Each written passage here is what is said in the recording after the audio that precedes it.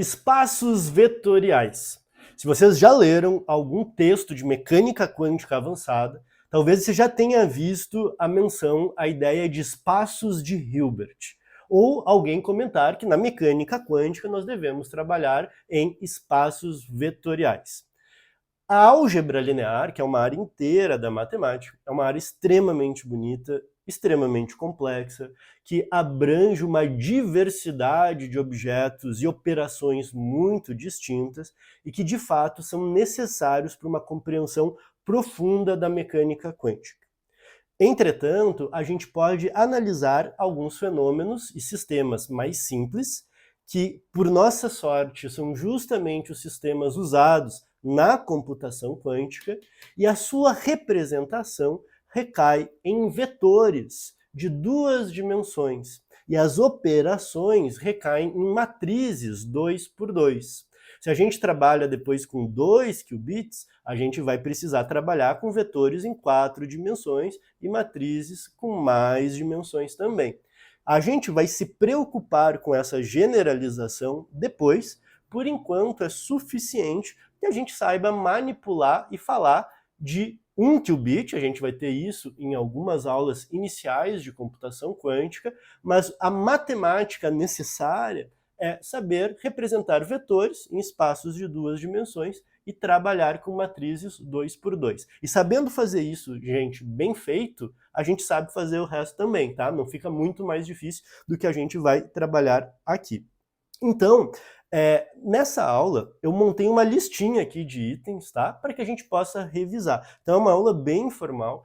A ideia é que a gente possa aqui bater um papo e lembrar de alguns conceitos que muitos de vocês devem ter visto na escola, para que vocês possam lembrar e ter aí algumas estratégias mentais para a representação de vetores que a gente vai utilizar em todas as aulas. Então, vetor, tá? E espaço vetorial é um conceito bem amplo, abarca, como eu comentei, uma série de objetos muito distintos, tá? Você pode, por exemplo, fazer um espaço vetoriais das funções quadrado normalizáveis, tá? Que tem a ver, por exemplo, com a solução da equação de Schrödinger. Mas aqui a gente vai trabalhar com um tipo de vetor que é muito simples e acho que é muito familiar para todo mundo, que são vetores de um espaço de duas dimensões. Então, por exemplo, eu posso escrever o vetor V. Eu vou botar esse símbolozinho ao redor do V, não se preocupem com isso agora, depois a gente discute o que isso quer dizer, tá? Mas lá na física do ensino médio, na graduação, a gente bota um V com uma flechinha em cima, eu vou escrever assim, ele é a coluna 2, 3. Significa que na primeira coordenada vale 2, na segunda vale 3, seja lá o que isso esteja representando. Poderia ser a posição, então está x igual a 2, y igual a 3. Velocidade, 2 metros por segundo na direção x, 3 metros por segundo na direção y. O que importa é, eu tenho um par ordenado que eu estou representando como uma coluna. Eu poderia ter um outro vetor u. 5, 7. Se for posição, é porque no eixo x está a 5 metros, no y a 7. Se for velocidade, 5 metros por segundo ao longo de x, 7 metros por segundo ao longo de y. Então, pares ordenados funcionam como vetores, que pode representar posição, velocidade ou outras coisas, que vão ser importantes para nós na mecânica quântica.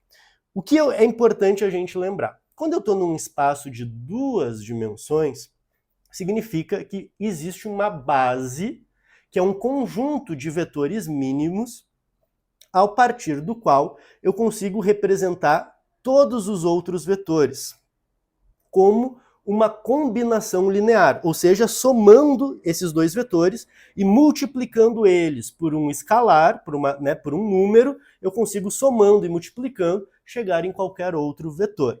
Normalmente, ó, existem várias outras opções, tá? Não só essa que eu vou mostrar. Mas normalmente, ó, como eu estou num espaço de duas dimensões, eu vou precisar de dois vetores. Então, eu vou chamar do meu vetor 0, ele tem a primeira componente 1 e a segunda 0, e eu vou fazer o vetor 0 e 1. Vejam que o vetor V, ele é obtido assim, ó. 2 vezes 1, 0, mais 3 vezes o vetor 0 e 1. Né? Se eu somar isso aqui vai dar 2 e 0, aqui vai dar 0 e 3, tá? E isso aqui vai dar 2 e 3. Então vejam que nesse meu espaço vetorial, eu tenho uma base, n vetores, e aqui para o espaço bidimensional é só 2, que é a partir dos quais eu consigo escrever qualquer outro vetor como a soma desse primeiro. Né? Se a gente quisesse só manter essa minha representação ó, de 0 e 1, o vetor v ele é 2 vezes o 0 mais 3 vezes o 1. Tá? Por enquanto, vamos focar nessa parte aqui da representação das matrizes. Então, o que a gente já sabe? O que é um vetor de duas dimensões? A gente sabe que a gente tem uma base e a gente sabe que a gente pode fazer uma combinação linear. Então, nesse meu espaço vetorial, gente, qualquer vetor, tá? Eu vou chamar aqui um vetor x qualquer. Isso é bem importante, ó. X qualquer. Ele vai ser sempre o a vezes o vetor 0 mais uma constante b vezes o 1. Isso aqui é um vetor qualquer da minha base. E aqui, por enquanto, eu não estou impondo nenhuma restrição. É isso. Eu estou somando, multiplicando por um escalar. Neste meu caso aqui, ó, eu estou representando A e B são números reais, mas já adianto, na mecânica quântica, A e B estarão nos complexos, por isso que a gente teve uma aulinha de complexo. A gente vai representar estados físicos com vetores e números complexos. Aqui, por enquanto, vamos trabalhar com o número real, depois a gente mistura, né, o vetor e o número complexo. Tá? Então, lembrando, tenho os vetores, posso multiplicar por um escalar, posso somar, e eu tenho uma base. Aqui eu representei o vetor por uma coluna, mas eu poderia representar o 2 e o 3, vamos pegar o nosso vetor V lá, assim, ó, em vez de botar 2 e 3, eu poderia ter botado 2 e 3, como uma linha. Quando a gente faz assim, a gente escreve, tá na minha anotação aqui, ó, o V para o outro lado, tá? Só para dizer que a gente inverteu. Isso aqui, gente, é o que a gente chama de transposta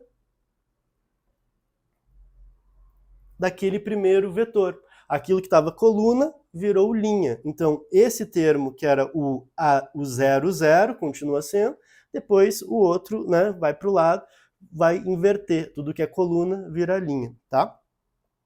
Então, aqui eu tenho o vetor transposto. Se eu pegar lá o outro vetor, eu pegar o vetor U, 5 e 7. Vamos escrever ele aqui também.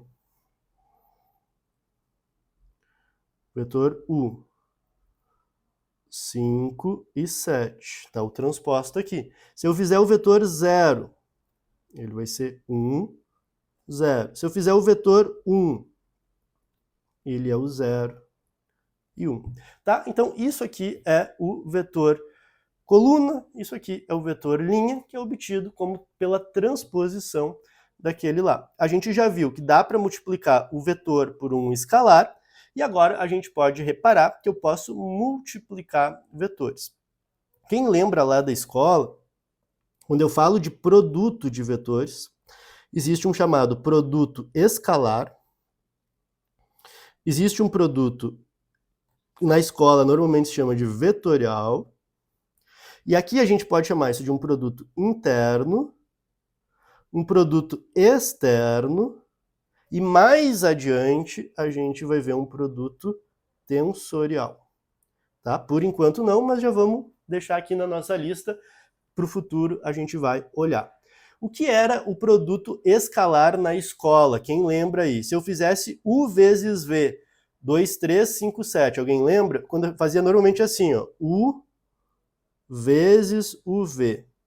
Daí eu pegava a primeira componente de U, né, fiz U vezes V, então 5 vezes 2, a ordem não importa, vai dar 5 vezes 2, mais 7 vezes 3, tá? 7 vezes 3. Então isso aqui dá 10, mais 21, isso aqui me dá 31, é o produto interno.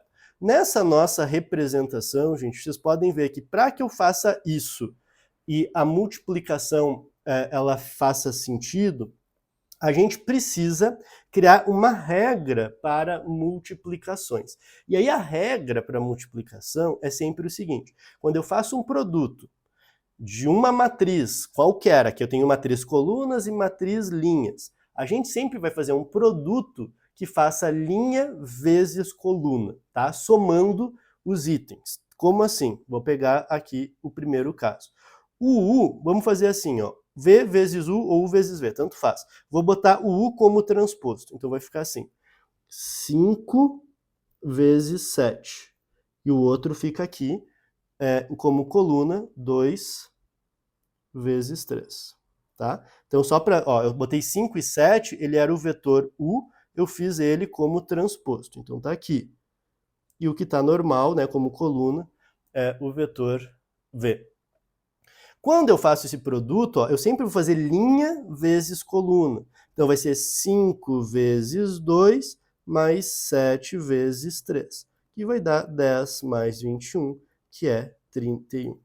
Isso é um produto interno. Se vocês fizerem ao contrário, ó, 2 e 3 vezes 5 e 7, vocês vão obter a mesma coisa. Não é 21, é 31. Então, isso é um produto interno. Toda vez que eu faço, primeiro aqui o transposto e depois eu faço o vetor coluna. Além disso, eu posso ter ao contrário. Eu vou pegar agora só para vocês verem. Vamos fazer, ainda antes de avançar, vamos fazer o vetor 0, 1 e vamos fazer 1, 0. Produto interno. Eu posso fazer assim, então vamos lá. O 0, ele vai ser assim. 1 vezes 0. Vezes o vetor 0 vezes 1. Linha vezes coluna. 1 vezes 0, 0. 0 vezes 1, 0. Então isso aqui dá 0. Se eu fizer o contrário, vocês vão ter o vetor 0, 1, vezes o vetor 1, 0. Isso aqui também vai dar 0 mais 0, que é 0. Então, isto é o produto interno. Eu faço sempre primeira componente de um vezes a primeira componente do outro, mais a segunda componente vezes a segunda componente. Isso é equivalente sempre eu fazer ó, o vetor transposto vezes o vetor coluna, tá? Daqueles dois vetores que eu estou querendo fazer o produto escalar. Então, olha só tudo que a gente já viu um monte de coisa. A gente já viu que eu tenho uma base, né? Eu tenho os vetores da base, 1 e 0, o vetor 0 e 1.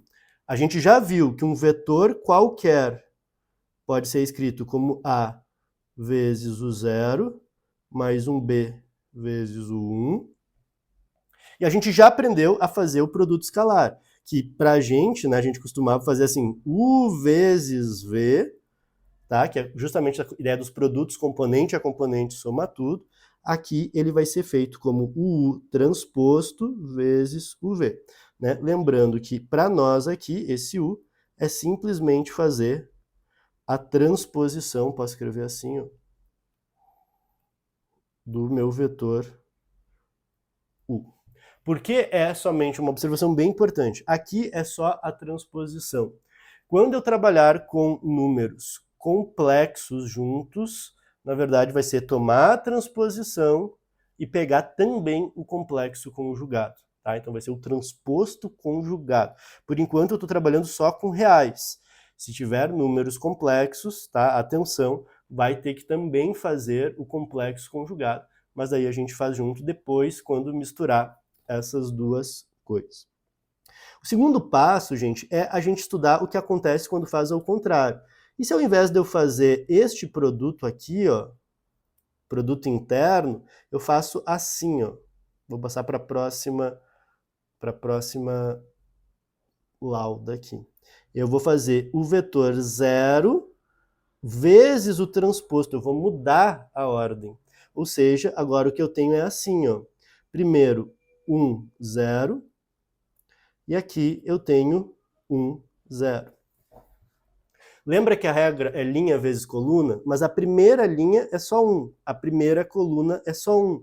Então isso vai me dar um primeiro item, que é 1. Depois vai ser 1 vezes 0, que é 0. Depois 0 vezes 1, que é 0. Depois 0 vezes 0, que é 0. O que eu obtenho agora, gente, não é mais um vetor coluna nem linha. É uma matriz. É uma estrutura 2 por 2.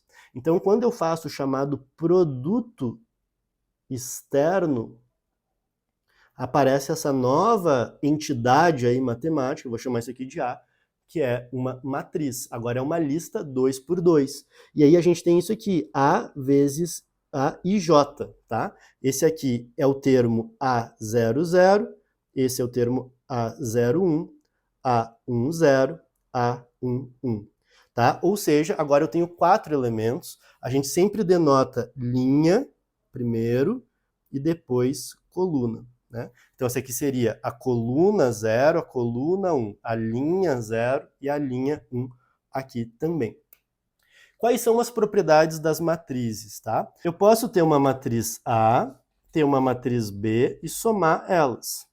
Como que eu somo? Termo a termo, ou seja, o C e J, ele vai ser igual ao A e J mais B e J. Vamos fazer um caso simples. Se a minha matriz A é 1, 2, 2, 1, a minha matriz B é 0, 3, 1, 2. Como é que vai ser minha matriz C? 1 mais 0, 1. 2 mais 3, 5. 2 mais 1, 3. 1 mais 2, 3. Essa é a minha matriz. Além disso, eu posso aplicar matrizes sobre vetores. Vamos pegar o seguinte, ó. Vou pegar uma matriz bem simples, ó. 1, 2, 3, 4. E vou multiplicar pelo vetor 1, 0. A gente sempre vai usar a regra que eu estava falando, linha vezes coluna. Então eu vou fazer a primeira linha vezes a primeira coluna. 1 vezes 1 vai dar 1. 2 vezes 0 é 0. Depois eu vou para a segunda linha. 3 vezes 1, 3. Mais 4 vezes 0, 0. Então isso aqui vai me dar um vetor 1, 3.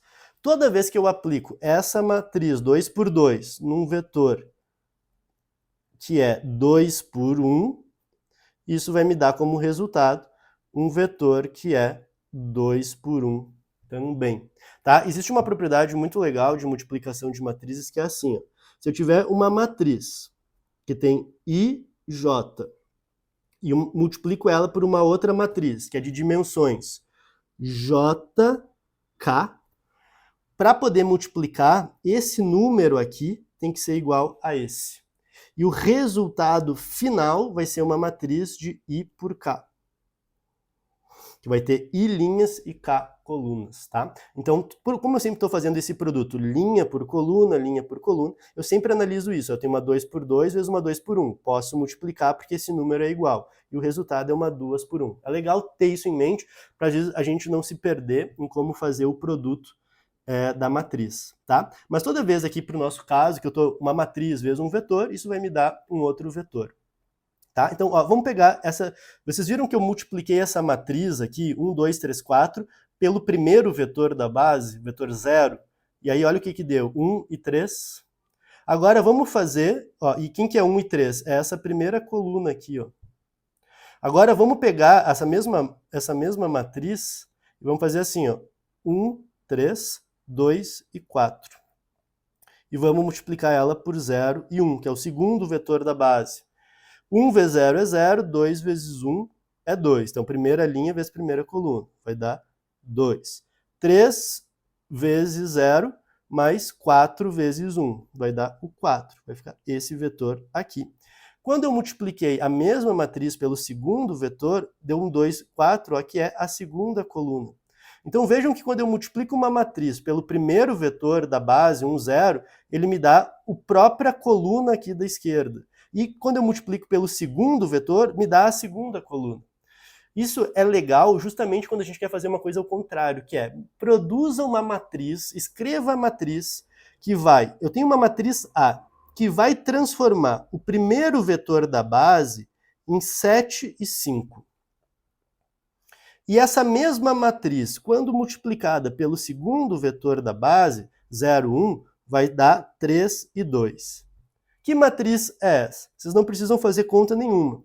Isso aqui vai ser exatamente 7, 5, 3, 2, tá? Sempre que eu escrever a base como 1, 0, 0, 1, é exatamente isso que acontece. Então eu consigo construir essa minha matriz de forma muito rápida. eu também posso escrever a transposta dessa minha matriz, tá? E aí, aquilo que é linha vira coluna, e aqui eu também vou ter assim, 5 e 2. Então eu escrevi a transposta da matriz. Lá na mecânica quântica a gente vai ter que ver a transposta conjugada, vou ter que também fazer o complexo conjugado, como a gente discutiu na aula passada. Então olha só, vamos ver se a gente cobriu aqui a nossa lista. A gente viu o que é vetor, base e combinação de vetores. Viu o vetor transposto, viu o produto interno, viu o produto externo de vetores, que é justamente o que me faz surgir as matrizes. Viu como somar matriz, viu como que acontece a multiplicação de matriz por vetor, e a gente pode, só para finalizar agora, fazer a multiplicação entre matrizes. Eu falei aqui só em linhas gerais, né? A regra da multiplicação, mas se a gente quiser só para fazer aqui, ó, 1 vezes 0, 0 vezes 1, essa é a matriz identidade, eu tenho a diagonal com elementos 1 e o resto 0, e vamos multiplicar por 1, 2, 3, 4. Vejam que é uma matriz 2 por 2, aqui é uma matriz 2 por 2, posso multiplicar porque é igual, e o resultado é uma matriz 2 por 2 também. Então, ó, primeira linha vezes primeira coluna, vai dar 1 vezes 1, 0 vezes 3. Então, o primeiro termo é 1. Depois, 1 vezes 2, 0 vezes 4, que é 2. 0 vezes 1, 1 vezes 3, que é 3. 0 vezes 2, 1 vezes 4, que é 4. Quando eu multiplico a matriz identidade, a gente pode representar assim, um estilizado, vezes uma matriz qualquer, eu obtenho a própria matriz. De novo, gente, essa é uma revisão super geral e até bastante rápida, mas ela é um mapa para vocês lembrarem conceitos. Não me lembro o que é um vetor, não me lembro como somar, não me lembro como multiplicar. Busquem materiais, né? Busquem outras fontes de consulta, mas isso aqui é muito mais uma lista, um mapa do o que eu preciso lembrar para poder avançar nos meus estudos. Se você souber representar vetores em espaços de 2 dimensões, souber representar um vetor pela soma e multiplicação por constantes de vetores da base, né? Combinação linear de vetores da base, souber fazer o produto interno, o produto externo, somar matrizes, multiplicar matrizes, fazer o transposto, isso é o suficiente. Se vocês tiverem dúvidas, deixem aqui nos comentários que eu respondo e tiro as dúvidas de vocês. Tá? Se ficar ainda alguma outra questão, manda mensagem que a gente conversa para poder progredir nos próximos estudos. Vejo vocês nas próximas aulas.